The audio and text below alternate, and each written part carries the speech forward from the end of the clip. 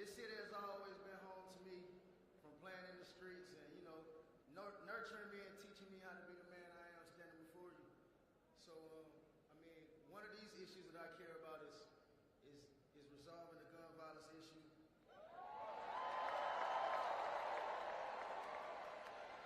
Or in the heart of it. So one thing I learned about working with Vice President Harris is she always stand on business.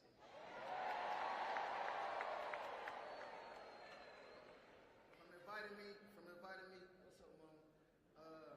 From inviting me to the White House last year to discuss these solutions to passing the biggest gun safety laws to date.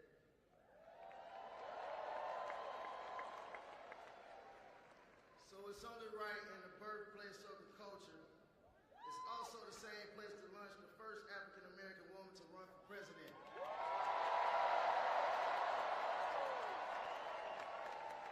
Yeah, we changing the culture again.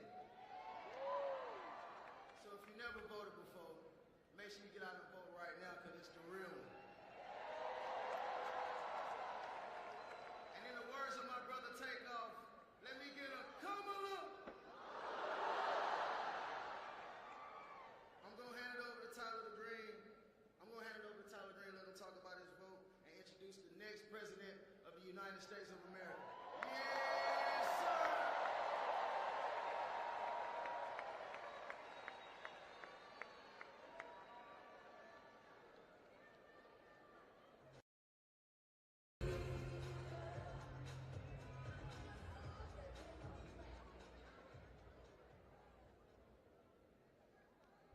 Hello, everyone. Can you hear me? All right.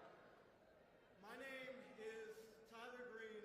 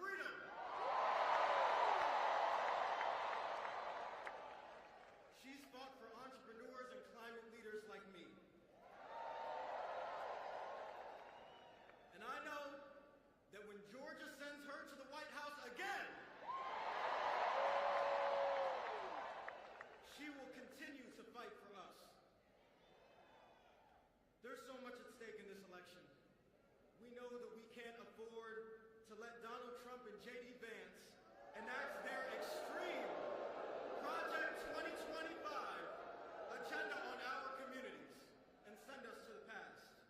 And that's what Trump wants to do. Trump wants to drag us back into the past.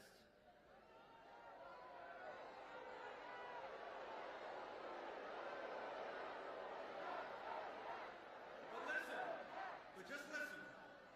We have a champion here with us tonight. And she is going to lead our country into the future. Now, it's my honor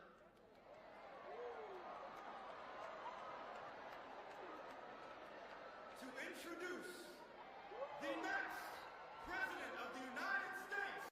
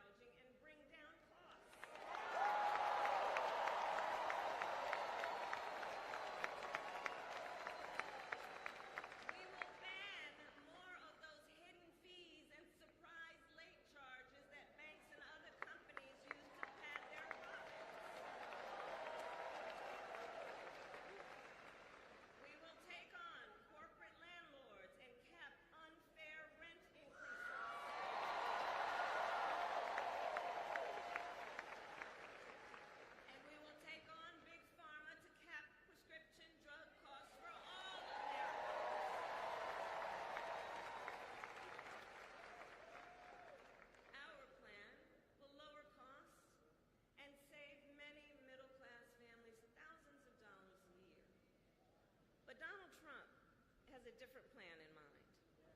One that would raise prices on middle-class families. Just look at his Project 2025 agenda. I take it you've seen it. Project 2025 is a plan to weaken the middle class. Be clear. And Donald Trump intends to cut Social Security and Medicare. He intends to give tax breaks to billionaires and big corporations. He intends to gut our investments in clean energy jobs. He intends to end the Affordable Care Act, to take us back to a time when insurance companies had the power to deny people with pre-existing conditions. You guys remember what that was? Children with asthma, breast cancer survivors, grandparents with diabetes. Georgia, America has tried these failed policies before, and we are not going back.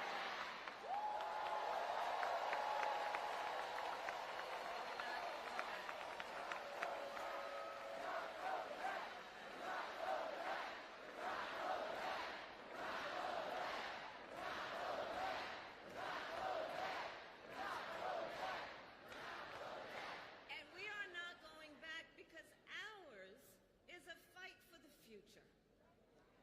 And it is a fight for freedom. Across our nation, we are witnessing a full-on assault on hard-fought, hard-won freedoms and rights. The freedom to vote, the freedom to be safe from gun violence, the freedom to live without fear of bigotry and hate, the freedom to love who you love openly and with pride,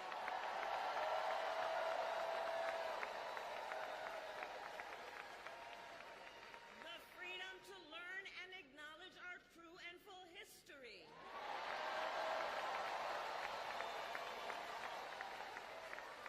And the freedom of a woman to make decisions about her own body and not have her government tell her what to do.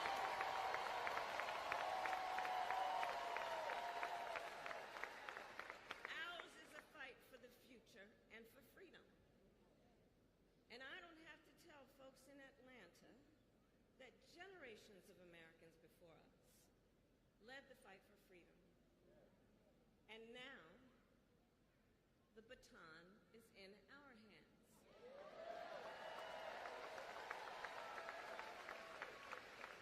Each and every one of us. And we love our country. We love our country.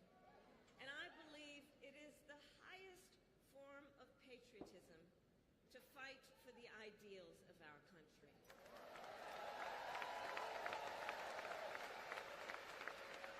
And so, we who believe in the sacred freedom to vote will finally pass the Freedom to Vote Act and the John Lewis Voting Rights Act.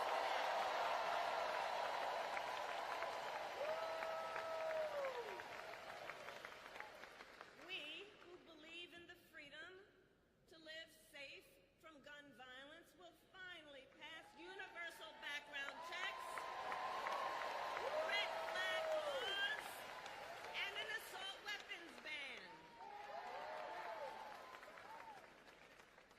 We who believe in reproductive freedom will stop Donald Trump's extreme abortion bans, and when Congress passes a law to restore reproductive freedoms, as President of the United States, I will sign it into law.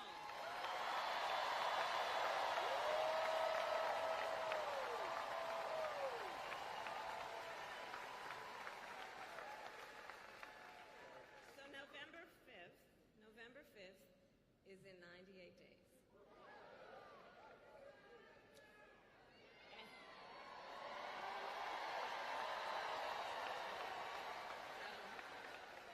In 98 days, and let's level set. Friends, let's level set. We have a fight in front of us. We have a fight in front of us. the underdogs in this race. We are. But you see, this is a people-powered campaign. Ours is a people-powered campaign. In fact, after I announced my candidacy, we saw the best week of grassroots fundraising in presidential campaign history.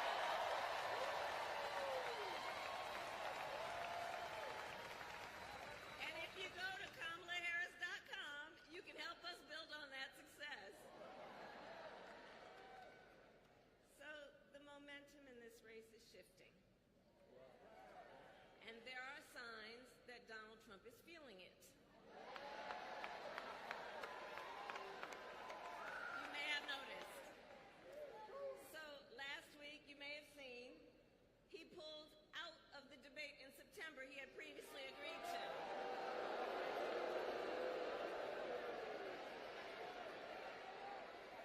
So here's the thing.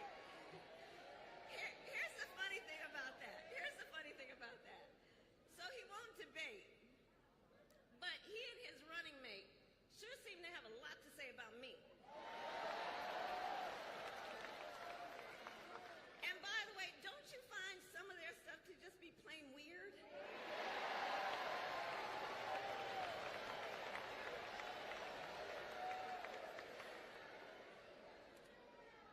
Well, Donald,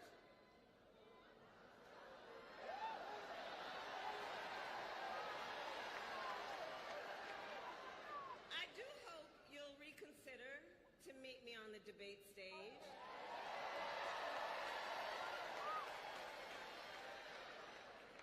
Because as the saying goes, if you've got something to say, say it to my face.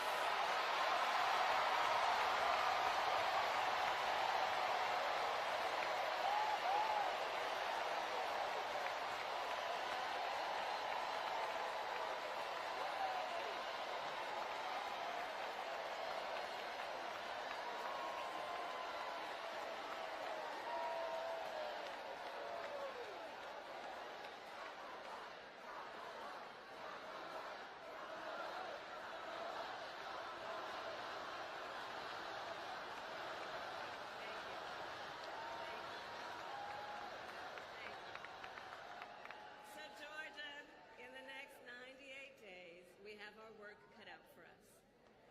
And this is not going to be easy. This is hard work, but we like hard work. Hard work is good work. So Georgia, today I ask you, are you ready to get to work? Do we believe in freedom? Do we believe in opportunity? Do we believe in the promise of America? And are we ready to fight for it? And when we fight, we win. God bless you. God bless the United States.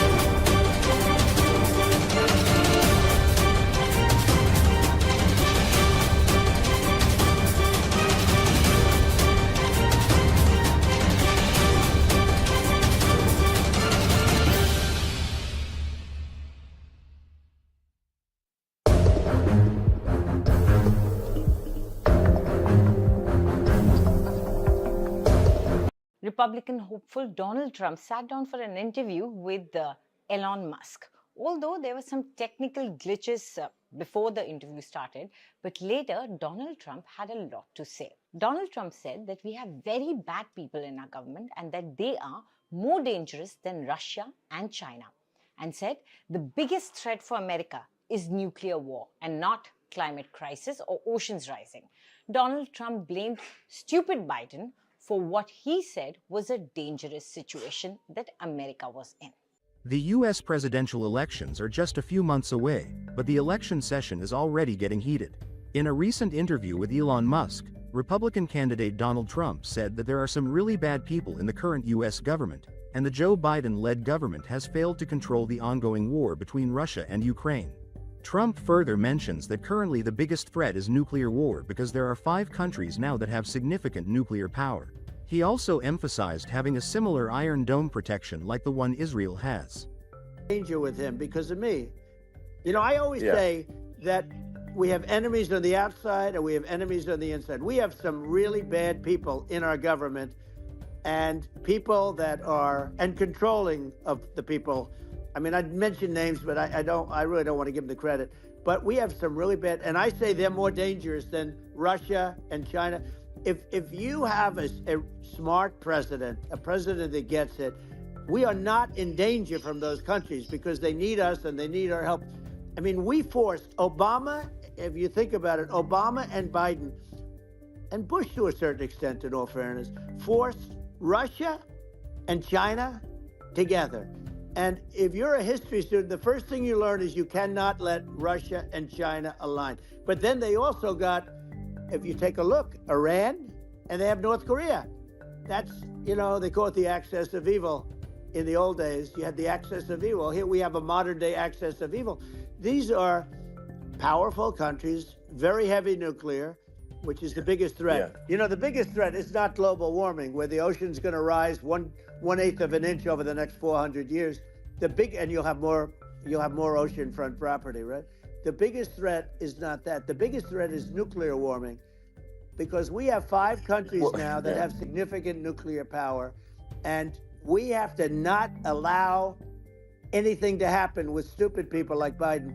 You know, Biden did something with Russia. There was no chance of him ever going in. And when I left, and then after I left, they started forming big armies on the border with Ukraine, right? And I looked at that, and I thought he was doing that because Putin's a good negotiator. I thought he was doing that to negotiate. But then Biden started saying such stupid things. For instance, he said that it can be a NATO country.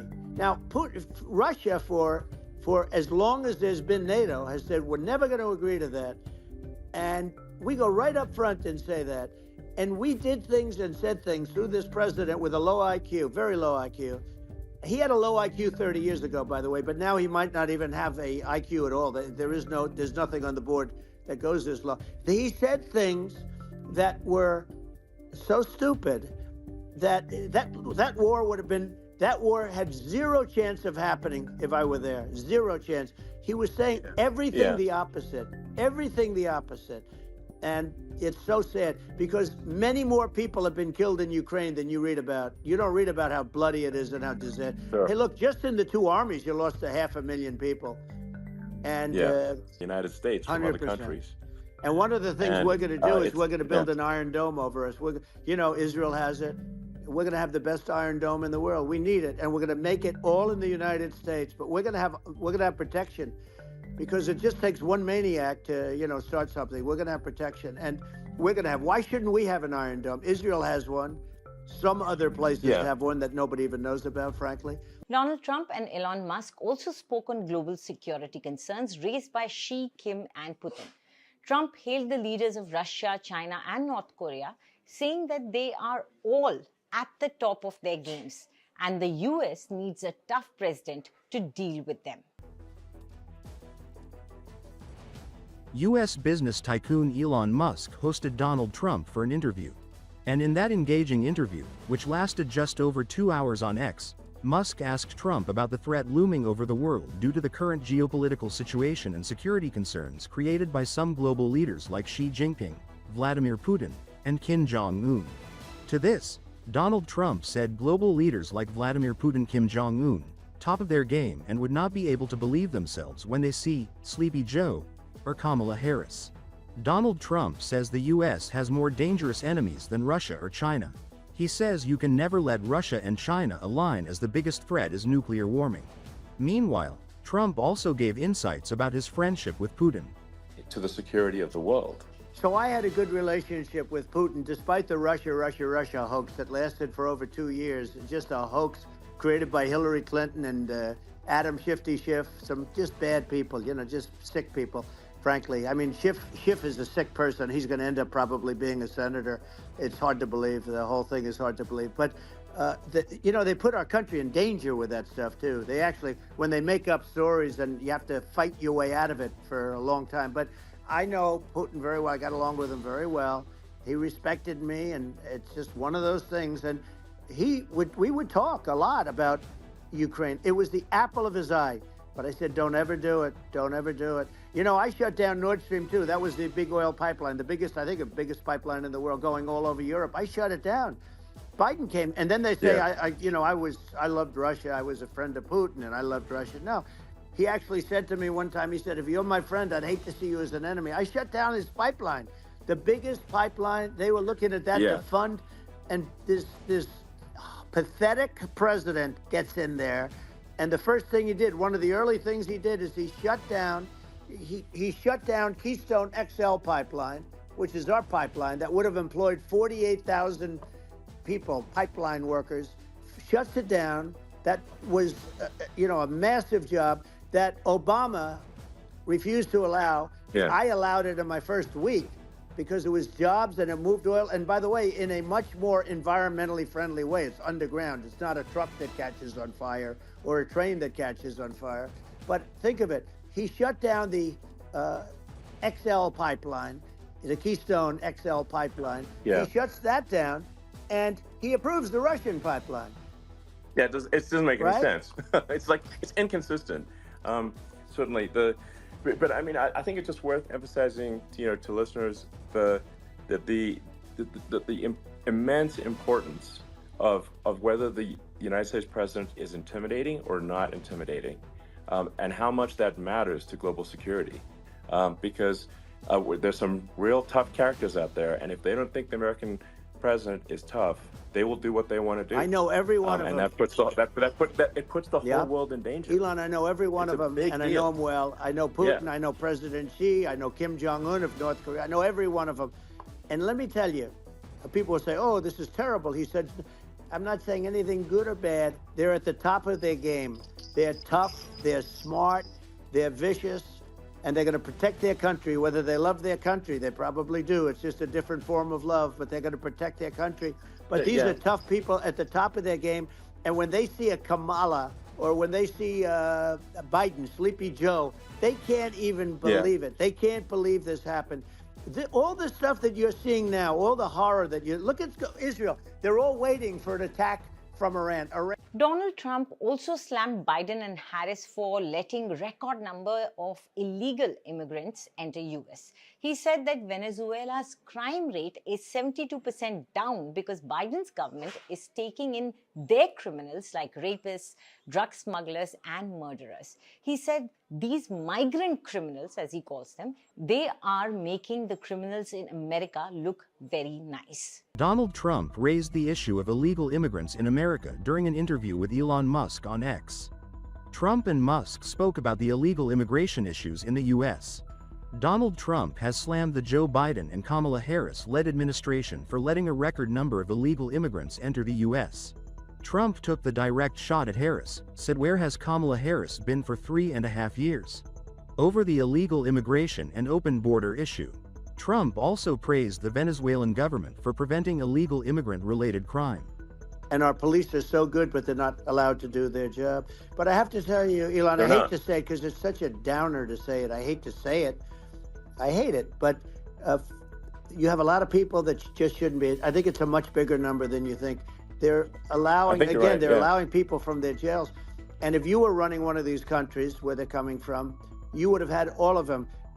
As an example, Venezuela, their crime is down 72%. They're taking their drug dealers. They're taking, frankly, their prisoners. They're emptying out their prisons. They're taking their criminals, their murderers, their rapists, and they're delivering them into. But that's what Castro did. Yeah, well, he did on a much smaller scale. Yeah. You know, it was a much smaller scale. But this is a massive scale because this is being done worldwide. But here's what's happening: crime all over the world is down, and wait till you see the numbers that we have. You know, this is migrant crime. This is crime that's going to be. Yeah. And I saw it today in New York, where somebody was knifed, where they raped the girlfriend of a man that stood there watching in New York in one of the shelters, and started pulling out the knives. And bad things happened today. But this is happening every day. These are rough people. These are people that are in jail for murder and all sorts of things. And they're releasing them into our country, and they're telling them, if you come back, we're going to kill you. We're going to give you the death penalty or kill you.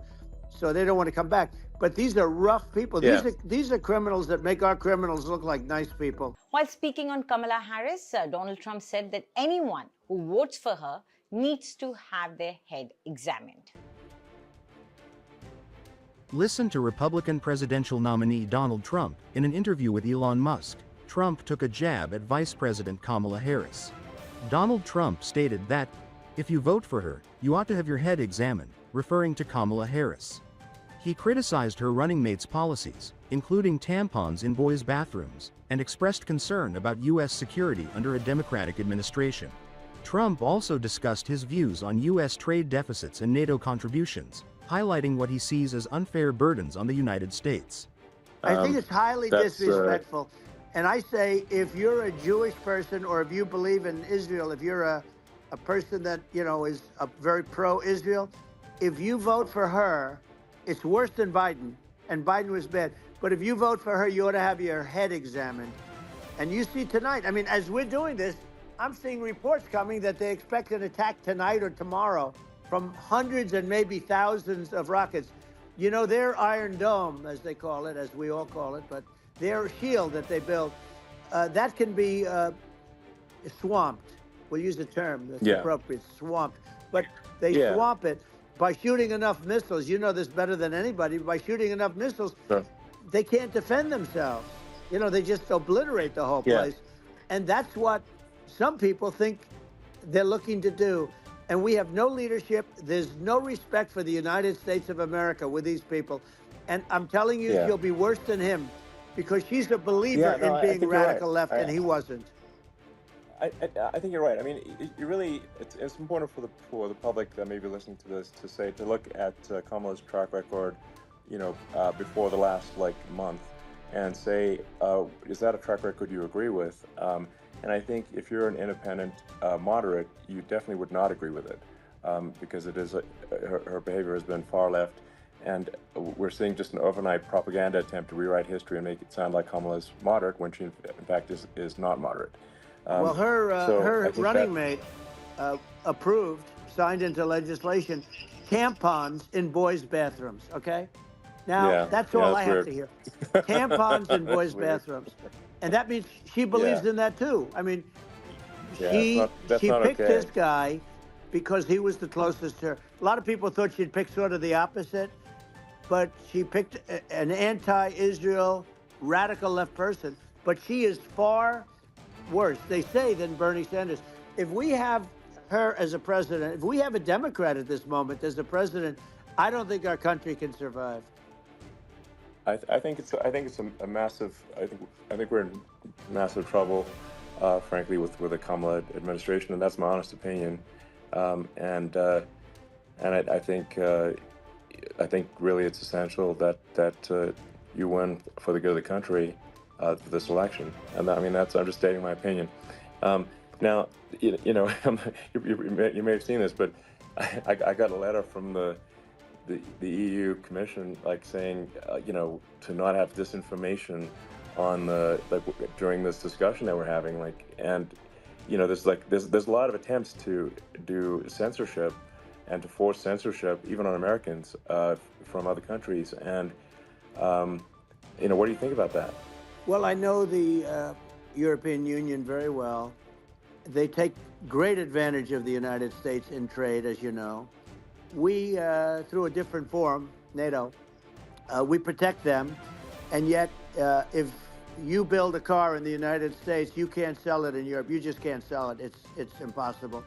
The same thing with our farmers. Our farmers find it very difficult to do business. You know, we have a deficit with them of $250 billion, which people don't know. It sounds so nice, the European Union, but let me tell you, they're not as tough as China, but they're bad. And I let them know it. And that's probably why they notified you. No, they don't treat our country well. We defend them. You know, with Ukraine, so we're in for 250 billion, and they're in for about 71 billion, and they have the same size. If you add up the European nations that, you know, in terms of an economy, it's about the same size when you say as us. And they're in, and they're in much greater risk. They're right there. We have an ocean separating us from, in this case, the enemy would be Russia. Used to be for the Soviet Union, but let's assume they're close enough. And what happens is they're in for 70-something million. I think even less than that, billion, and we're in for about 250 billion, and it could be a lot higher than that. And I say, why aren't you going to equalize? Why aren't they paying what we're paying? And they're in much more, you know, it's much more important for them because of the fact that, you know, they're right near there. I mean, they're all sort of in that location. We're not. But they should, and I did it with NATO. There were only 7 countries that were paid up in NATO out of 28 at the time. And the United States the United States was subsidizing NATO, tremendously subsidizing NATO. And I said, I went in and I said, you got to pay up. If you don't pay up, we're not going to defend you any longer. I took a lot of heat. But you know what happened? Billions and billions of dollars came flowing in.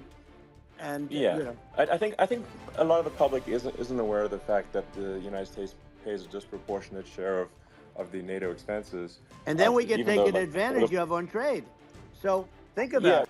Donald Trump also discussed the attempt on his life. During this interview, he explained how the bullet hit him at an angle that was far less destructive. In fact, it was the angle that made the difference of a few centimeters that saved his life. American business icon Elon Musk, in an engaging interview with Republican presidential candidate Donald Trump, asked about the assassination attempt. To this question, Donald Trump said, "I immediately knew it was a bullet." Trump further said he heard people shouting bullets. Trump also added that bullets were flying right over his head after that he went down, and it was a miracle that the bullet hit him at an angle that was far less destructive than any other angle. Donald Trump was attacked during a poll rally in Pennsylvania last month. I didn't know I had that much blood. The doctors later told me that the ear is a place that is a very bloody place if you're going to get hit.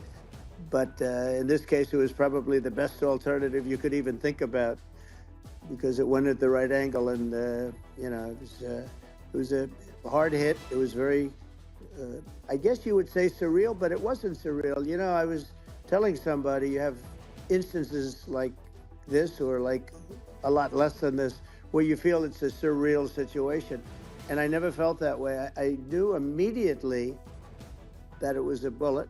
I knew immediately that it was at the ear. Yeah. And because it, you know, it hit very hard, but hit the ear. And I also heard people shout, bullets, bullets, you know, get down, because I moved down pretty nicely, pretty quickly. And we had bullets flying right over my head after I went down. So I'm glad I went down. The bigger miracle was that I was looking in the exact direction of the shooter. And so it hit me at an angle that was far less destructive than any other angle. So that was the miracle. That was, for those people that don't believe in God, I think we got to all start thinking about that. You have to, you know, I'm a believer. Now I'm more of a believer, I think, and a lot of people have said that to me. A lot of great people have said that to me, actually. But it was amazing that I happened to be turned just at that perfect angle. In his interview with Elon Musk, Donald Trump once again reiterated that COVID-19 came from the Wuhan labs. Speaking to Elon Musk, Trump said that during his time, he never got the credit that he really deserved for what his government did with COVID pandemic. Donald Trump has once again reiterated that COVID-19 came in from Wuhan labs. Speaking to Elon Musk, Trump revealed that his administration was poised to reduce national debt and further cut taxes for middle-income people before the pandemic hit. He even said that during his time he never got the credit that he really deserved for what his government did with COVID. Trump criticized the current Joe Biden-led administration's spending policies and deregulation efforts. And if we can solve the government spending problem, we'll solve the inflation problem, which means people will have a better standard of living, and that's a really big deal. Well, the people that got hurt worst are the people that did it the way they were taught to do it all through, their younger life and their young life and their whole life. The people that saved money, and then they got no interest on their money, and inflation destroyed them. And frankly, they were almost better off if they didn't do anything like that. I mean, those people have been absolutely decimated, and we're going to bring those people back and help those people. We've got to get the prices down. When I look at bacon costing 4 or 5 times more than it did a few years ago, when you look at some of the food products in grocery stores, people they can't believe it. They used to be able to buy a whole cart, and today, a lot of people just don't have the money. They go in and they can't buy anything. They look at it's sticker shock. They call it sticker shock, right? I think it really just comes, like I said, I think it just comes down to really, I guess, two things, which is that if you solve government overspending, you solve inflation, which improves living standards of the average person, and then if you deregulate, like have sensible regulations. So because a lot of the regulations are nonsensical and cause the cost to be extreme for no reason. But unless you've got effective deregulation, like Reagan did a great job on deregulation in the 80s, but it's been 40 years since we had anyone really. I mean, during your administration, we made some progress, but I think there's an opportunity to make, radical progress with sensible regulation. Elon, those two things, those are the big deals. We set a record. We did more deregulation and more restrictions on all of the different businesses than any other president. Remember, I had the rule for every one we put in, you have to get rid of 10 or 12.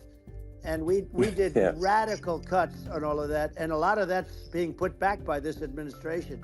And we did radical cuts on things that weren't necessary.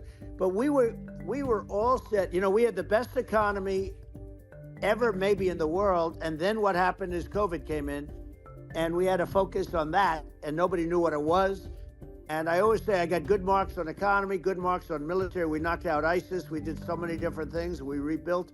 But, I never got the credit that we really deserved on what we did with COVID. We never got the credit. But had that not happened, a gift from China, from Wuhan, came in from Wuhan, the Wuhan labs, and I always said it, and it turned out to be right. But had that not happened, we were set to start reducing debt. We were going to reduce taxes further. I gave the largest tax cuts, and we were going to reduce taxes still further for middle-income people, not only businesses. But we did it for businesses because they're the ones that's why we had the great job numbers. But we were set to really start reducing debt. And, we're sitting on the biggest pile of liquid gold anywhere in the world, bigger than Saudi Arabia, bigger than Russia. And we were going to drill, and we were going to make so much money. We were going to supply Europe with oil. I had stopped the Russian pipeline, and we were going to supply them with oil and gas. We were going to make a fortune. And then the COVID came in, and we really had to divert. Then what happened is when they came in, we kept a lot of businesses alive. If I didn't do what we did, we would have had a 1929 type depression. But the problem is when Biden came in, he got trillions of dollars and just started spending it stupidly. You didn't need it anymore.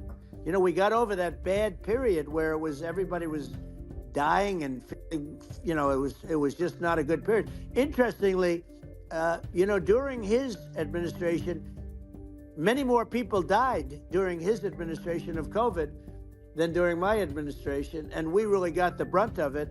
But people don't realize more people died during his administration than ours. But it diverted us from doing what I wanted to do. But we had the greatest for, almost 3 years. We had the great, and you know that probably better than anybody. So many of your friends said to me, the best years we've ever had in business were during the Trump years. And also said that African-American Hispanic American were so incredible. They were having the best Asian American women, men, young people without a diploma, young people that graduated from the best colleges, from MIT, from the Wharton School, from all of the great colleges, Harvard. They were doing better, and people without a diploma were doing better, and everybody was happy. And then COVID came, and we had the problem is they spent trillions and trillions of dollars. They wasted. They shouldn't have taken any money, and we wouldn't be having inflation right now, which is killing our country. Yeah. In the Musk interview, Trump spoke on government overspending and AI, and also energy needs, and how inflation is killing the American people. He also blamed Kamala Harris and Joe Biden for it. Elon Musk also supported Trump with his views of how the government can reduce inflation. Before the U.S. presidential election, former President Donald Trump discussed the current economic situation in the United States, focusing on inflation and government overspending. Trump blamed President Joe Biden and Vice President Kamala Harris for their handling of the economy. Trump also mentioned the skyrocketing price of gasoline, which has become the hot topic among the people of America. Trump said that gasoline prices have gone through the roof during Joe Biden's rule, and the cost of gasoline and keeping the house warm has to come down. The discussion between Elon Musk and Donald Trump also highlighted the impact of inflation on middle-income earners and the need for government efficiency, and it also touched upon the significant interest payments on national debt surpassing the defense budget. Do you think Biden could do this interview? Do you think that Kamala could do this interview? They would take a pass on you. No, they could not. So they don't need Elon.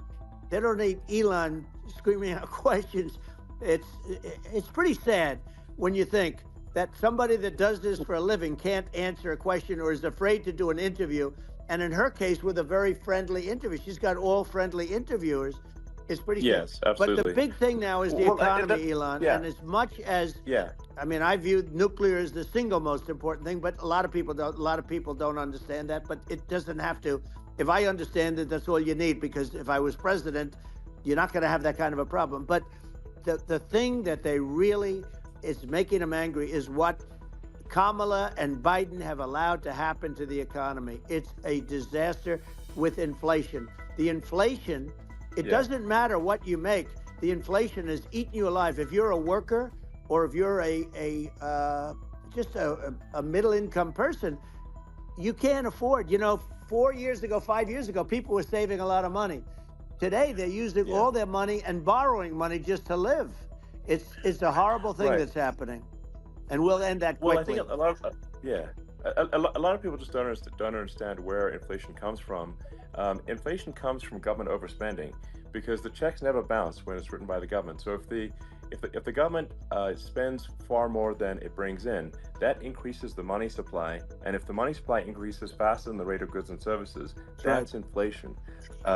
So really, we need to have we need to reduce our government spending, and we need to re-examine. I think we need like a government efficiency commission to say, like, hey, where are we spending money that's sensible? Where is it not sensible? And we need to live within our means. We're currently adding, I think, $1 trillion to the deficit roughly every 100 days. That's right. And the interest payments on the national debt have now exceeded the defense budget. It's on the order of $1 trillion. It's interest, and it keeps growing. I rebuilt our military, largely rebuilt our military. Did a great job on it, which was so important. We had jets, we had fighters that were, and bombers that were 70 years old, and we did a great job in that. Then we gave $85 billion of it back to Afghanistan, if you can believe it. We gave them $85 billion. They're one of the largest sellers of military equipment in the world. They're selling what we gave them. That was one of the most embarrassing days in the history of our country.